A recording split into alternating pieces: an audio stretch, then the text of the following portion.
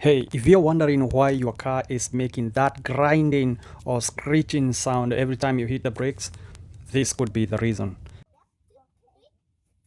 Also, your tire will look dusty.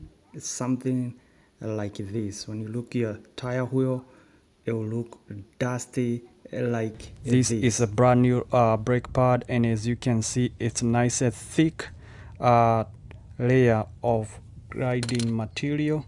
And when that material is worn out, you're left with a bare metal like this. And when this metal you hit the brakes and there's no braking material, you end up damaging your rotor like this, and you don't have a smooth rotor like this. You end up with something very rough.